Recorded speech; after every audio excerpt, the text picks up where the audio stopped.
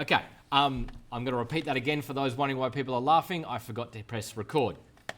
So we ended last session looking like this, where we just set a simple one container up, and we've just looked at EB Games and explained that this is a wider full viewport width container here.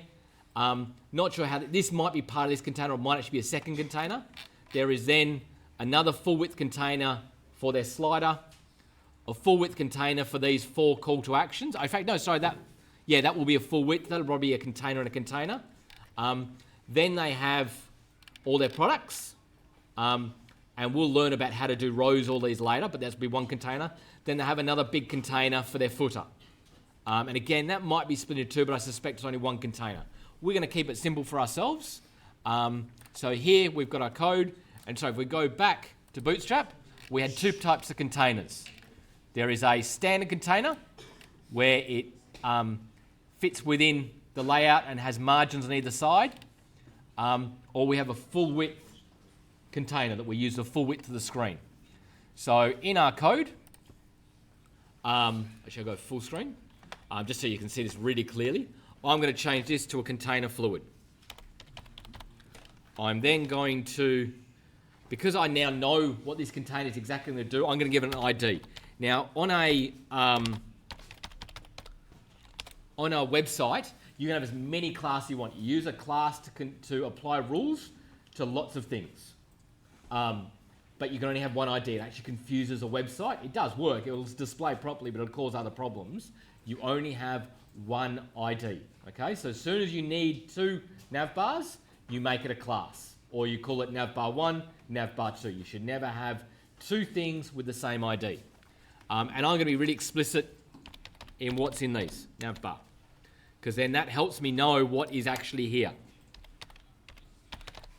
Okay, now I'm going to have a very simple page with a navbar, a slider, my products, and a footer.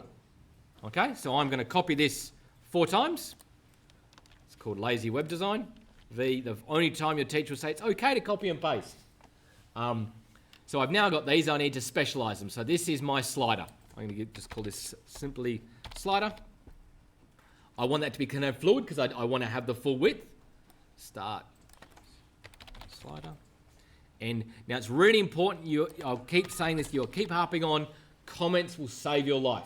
When you're dealing with a really big website with thousands of lines of code, having comments will save your life. Then this is products.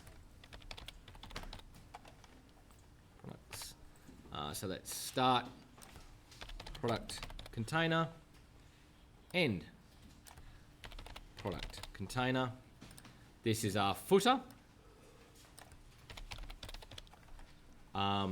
Start footer container, footer container, end footer container.